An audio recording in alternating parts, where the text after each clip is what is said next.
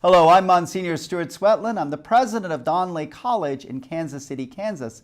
But today I have the honor to be speaking with you and with our two wonderful panelists about the Catholic Mobilizing Network.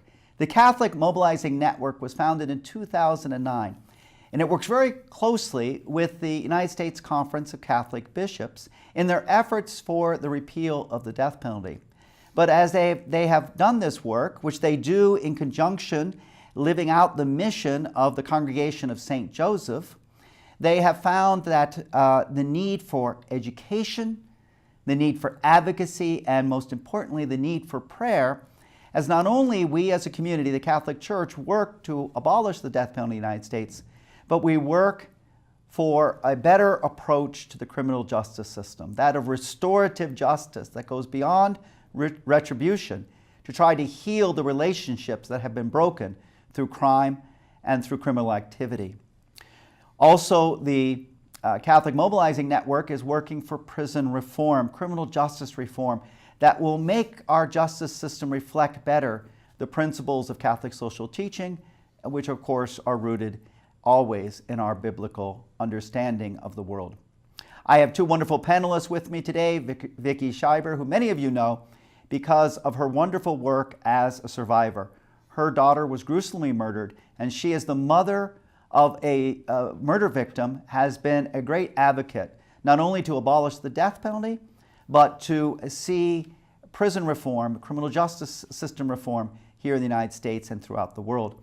And we have with us also Father George William, who's a Jesuit, who does great work in the California penal system as the chaplain in San Quentin, which has about 4,000 prisoners whom he's responsible for as his flock, 750 of whom are on death row in California. So welcome to you both. Thank you. Let me start off with a question that really comes out of the Second Vatican Council's tradition of Gaudium et Spes, to start with the signs of the times. St. John Paul II used to put it in terms of the shadows and the lights. Great actor that he was. He liked that metaphor. So Vicki and Father, tell me, what's working and what isn't working in our criminal justice system?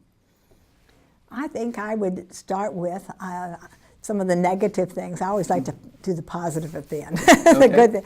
Right now, and there's a lot of data sheets that you can find to support this, but there's something called the Death Penalty Information Center, and it's online, and they have a fact sheet, and they publish this, update it usually every month or two. And if you look at that, you really see the dark side of many of this, because here you see in one part of our country, let's take the northeastern states in the United States, less than 1% of all the executions that happen in our country happen in that section of the country. The worst number, and a much higher percentage, more than half in sometimes, is in the southern parts of the United States and in the central southern all the way to the other side, to eastern southern. And there are just a lot more people who are convicted of crimes there but get the death penalty as a result, as to other parts of the country who may commit basically the same crimes, but the death penalty is not given as one of the options. And that's a very uneven part. I find that very hard in a country of 50 states, you know, equal justice under law, all these phrases we use. I find it very hard in a country like ours that would continue. We should really try, with the support of all the faith communities and everything, to really get that practice put away. Along with that regionalism, of course, is also, if you look at the race statistics of those who are given the death penalty, it's disproportionate.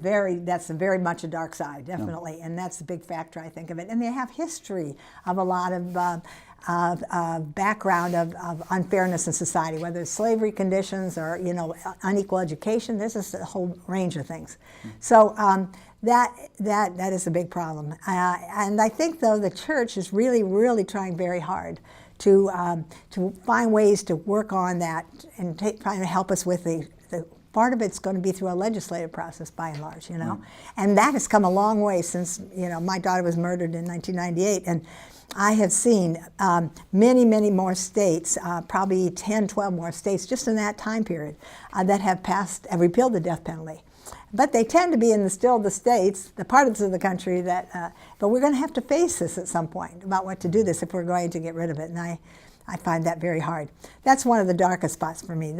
Some of the brightest spot that I think is how many more people, and through parish programs and activities and various committees and outreach work that we do in education, I have seen the statistics they use, and they use them on these fact sheets too.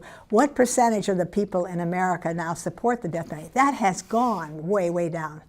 And that's a big difference, because I think that's partly the education. The communities, the parish communities, they have committees in their parishes, like I belong to, Peace and Social Justice Committee in my parish, and they really talk about these issues, and it gets out there, and then they find ways of passing this along to the broader community through other programs that they do. Right. So I think when I started this work, the death penalty was favored by a majority of Americans, yes, where now and it's now a minority. It's a minority. Thank you for that. Yeah. That's absolutely right. Yeah. And that's very important. That's my bright spot. Father, how about your experience at the Well, criminal I would justice say system? the criminal justice system is fundamentally broken right now in our country. That would be the darkness. And I would say also within the church, there's been a deafening silence often around the issues. I mean, we have 25% of the world's prisoners live in this country, and we're only 5% of the world's population.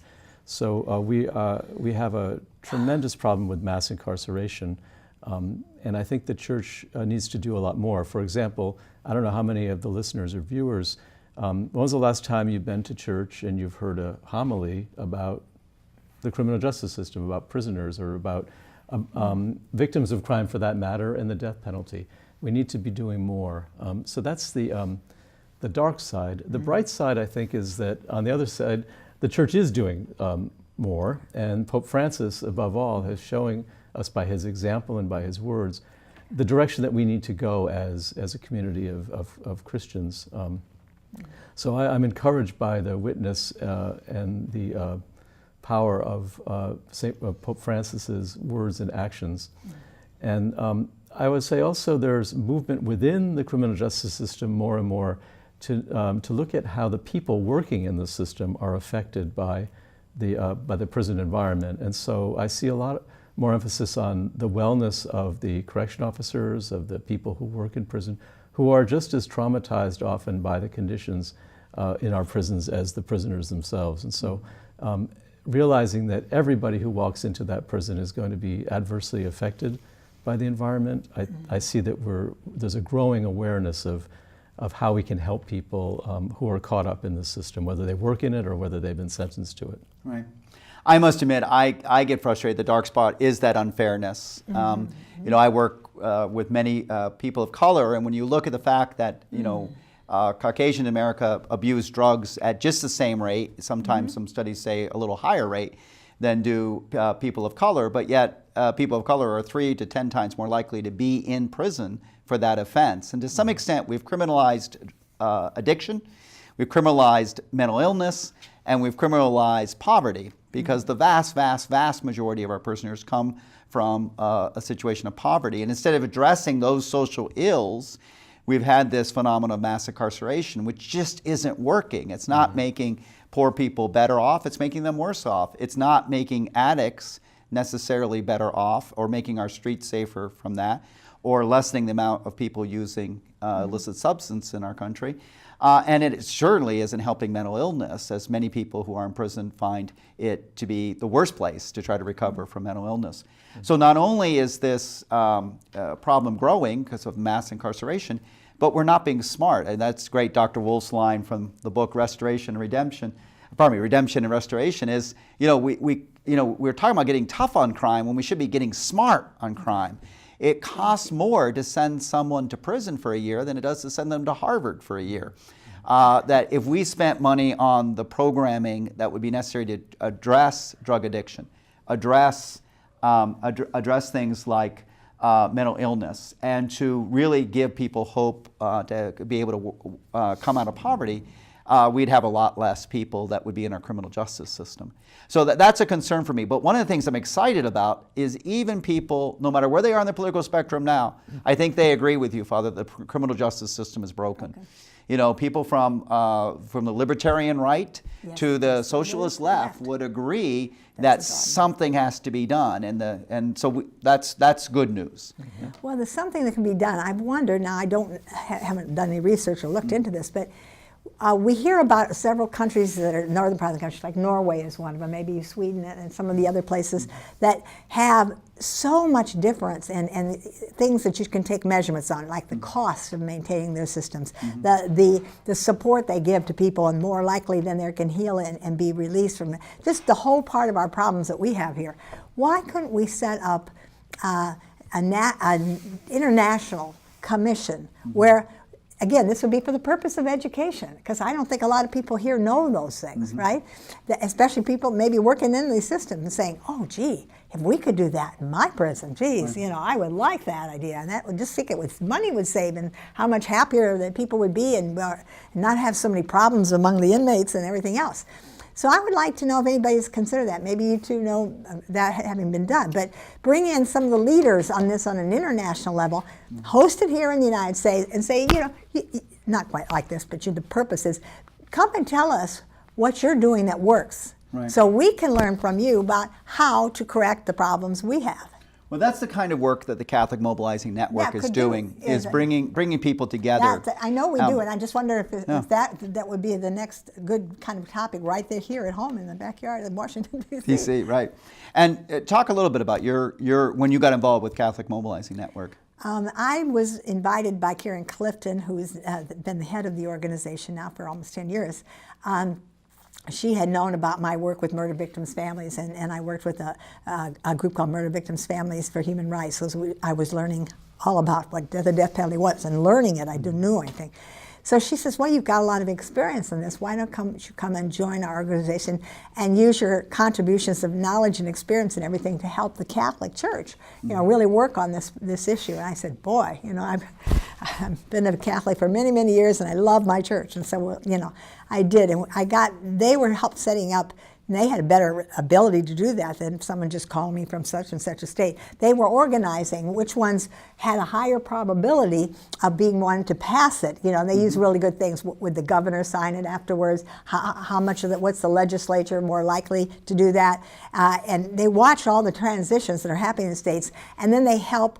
Okay, here's the places we want to put resources in after you get this information. And then we want to use our time and money to have you go to the places where we have most likelihood of succeeding. And that has been very effective just in the last 8 or 9 years I've worked with them. That's great. And Father, when did you get involved, and how did you get involved with? It seems to me that Karen Clifton had contacted me a few years ago, and I was happy to hear from her, because one of the things that happens in this kind of ministry is that, as in prison ministries, you tend to feel kind of isolated, and it's a marginalized, you're working with marginalized people, and you yourself are a marginal ministry. So any opportunity to talk with people who are engaged in the issues, to network with other people is welcome. And so when she contacted me, I realized that there was this whole body of people out there trying to do the same thing that I would like to do, and she was able to put me in touch with a lot of them. Right. Now, in the three things that the Catholic Mobilizing Network does that are just so beautiful is they advocate, they educate, and they also help us pray on this issue, because prayer is such an important part of anything we do. And two of the books that they've published, one, Where Justice and Mercy Meet, which is on Catholic opposition to the death penalty. Full disclosure, I've got a couple chapters in this book myself. It's an award-winning book. It won the Faithful Citizenship Award and the Theology Award in the 2004 Association of Catholic Publishers, 2014. And the second is Redemption and Restoration on Restorative Justice. And that's what brought us together for this meeting. A Catholic perspective on restorative justice. So there's this educational work and advocacy work that goes on. And there's also the work of bringing people together in network. Pope Francis has been such a great example of someone who, no matter where he goes, he seems to want to meet with prisoners to show that they too are part of the local flock. How can we help our parishes feel that they recognize the prisoners in the parish boundary are part of the parish? Well, one of the things that is just tangential to what you just said, Father, is that when I'm working at these different parishes, I get invited to speak there, then I try to find out who does what interests things and who's interested in this topic, and then I ask them, if they don't have a committee like a Peace and Social Justice Committee, then do you have a group that we can work with, a pastor or associate pastor, whoever does this, and we can come in and talk about what we do and talk about, so we are willing to come to a parish committee, have an evening meeting or a forum or whatever you want to call it. We sometimes will bring in some of the cookies and things to have a little treat in the evening, and then just kind of make it a real interactive, question and answer period. Because that's the best way to educate people, especially after some of us talk. And like I say, the most frequent thing that I hear when these things is, "Oh, Mrs. Schieber, I never knew that." And then you realize how important it is, because that's what changes minds and hearts, is when you see there's hope, there's really something going on here, and it's going to be good in the end. So that's one way I would really like to see. We don't do that enough, because I know I've been in parishes where people come up and says, "We never hear anything about prisons. Nobody ever talks about it here." I guess it's a bit daunting. I mean, it does take special training. It does take, when I first went into prison, it took me several weeks to be able to pass all the background checks and everything that had to be involved. But Father, you're in one of the more difficult places in the country to go. Well, I think, again, going back to Pope Francis, he's setting out for us the example of the kind of church he envisions that we can be.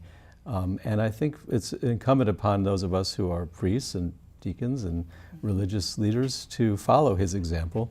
And as I mentioned earlier, how often do we hear sermons and homilies in our parishes about the issues? So I think part of it is we need to be educating our own people about what the gospel says and what our call as Christians are.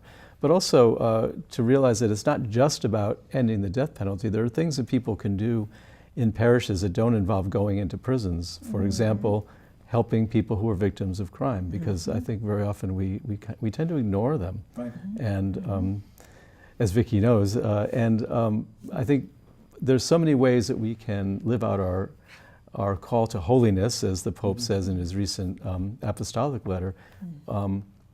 Going to prison is one way, but caring for any person along the way who's caught up in some way or affected by the criminal justice system in this country, whether they're offenders or victims or family members of prisoners or people who work in prison. There are so many things we can be doing. Right. And that's one thing I find with the Catholic Mobilizing Network is the ideas that are being discovered because of this work on redemption, on restoration, restorative justice, don't just apply to the criminal justice system. I was impressed in the book about the schools that are dealing, and we know there's a school to prison pipeline. We know that's a problem.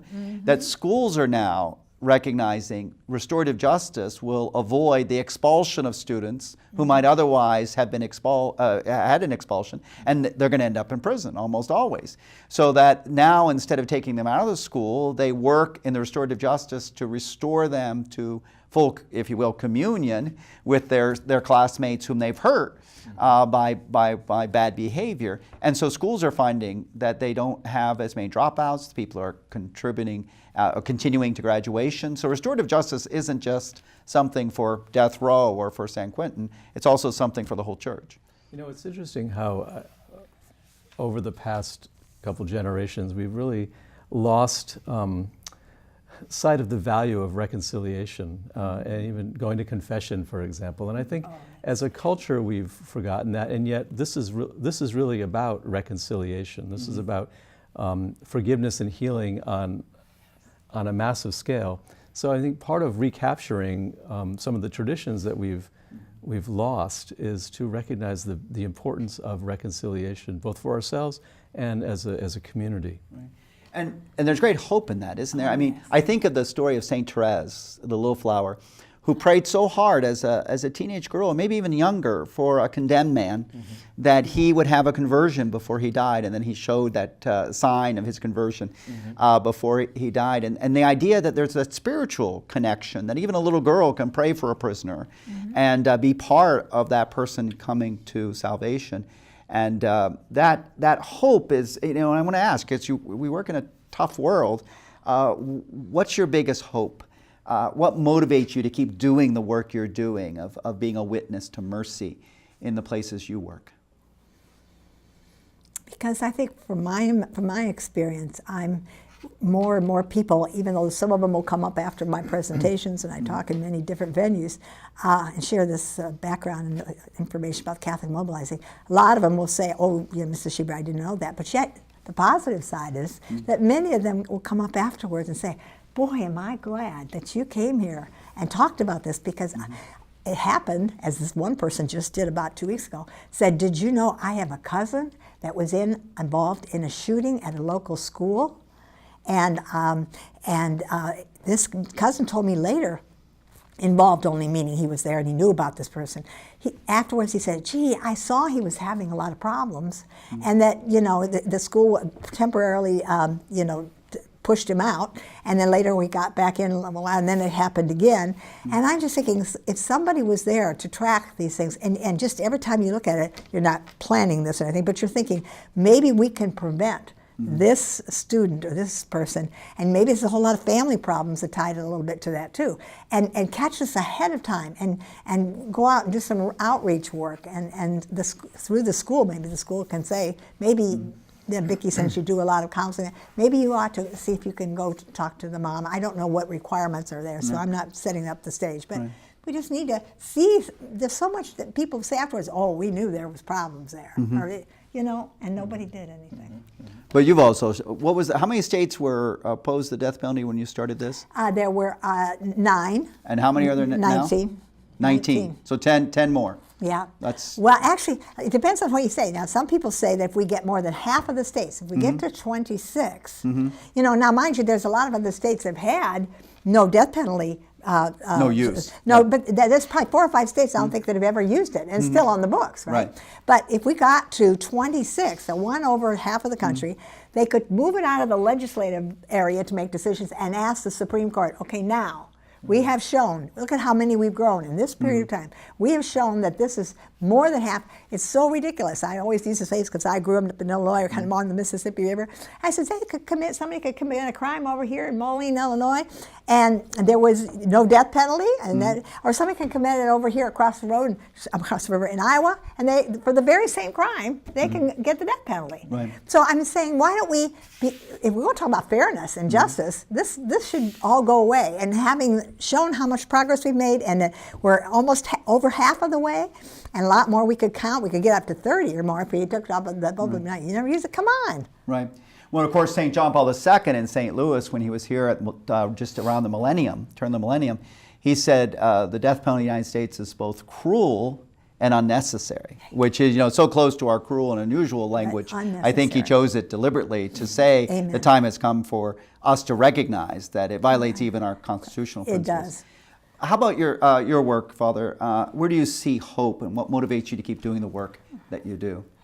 Well, I think I work in a very dark place. We live in a time that I think that is very dark and troubled, and yet it's hope that keeps us human. And so I have lots of hope that things can get better. That's great. Wow, powerful. There's great trends. We've seen this movement from 9 to 19 and close to the tipping point. We're seeing restorative justice practices being embraced, not just in the criminal justice system in some areas, but outside of that. So what future do you believe the Catholic Mobilizing Network can have, not just in the criminal justice system, but on our nation to bring the idea of transformative justice, restorative justice into a broader acceptance and understanding? Well, I think the first step is finishing the work and abolishing the death penalty. After that, I think we need to do what Pope Francis has already invited us to do, is to also get rid of the notion of life without parole.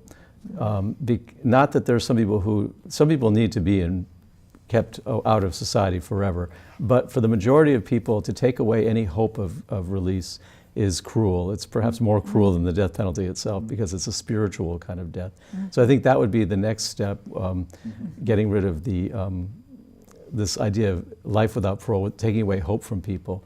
And then beyond that, I think the sky's the limit. There are so many issues that we need to attend to, but I think we can only kind of do one thing at a time. Right. Right. Vicki? Well, that's what I think these other countries that we talk about having such a better prison system and are much more reformed and progressive in terms of what they're doing for And have much less crime. Much less crime. That's the important data, right? I just think that that they speaking of his point here, as long as the person, let's say, doesn't have a huge psychiatric problem and is got all kinds of other issues, that mental health and whatever, even if they've committed a terrible crime, like even in the case of the man who murdered my daughter, he had a terrible childhood, there was other problems, but I honestly would love to be able to say that when he says, I've forgiven, look at how much the guards love me, I've done so much more, I really think I could go back and be a better person. I would like to support that. I really would. Now, some people would find that very difficult. No. Right. But well, the idea that I'm we always bring positive. Right, that we bring hope, and that there's That gives something, you hope. and there's so many examples, and I love that in the Redemption and Restoration book. So many examples of prisoners who have reformed themselves in the system because they've allowed the grace of Christ to heal them, and now they become a great service to their fellow inmates, to the people they live with, and even to the prison guards to give witness to that. Because we can't forget there's many, many women and men who are there serving us in the prison. There's doctors and nurses, and there are the guards, and there's the staff, those in administration, wardens and assistant wardens. There's so many that are trying to do good work, though it's in a very difficult situation. And so there's something I think all can do as we really express the love of God, the mercy of God, even in the most difficult situations. We appreciate your listening to us. On behalf of the Catholic Mobilizing Network, we wish you a good day and the blessings of God.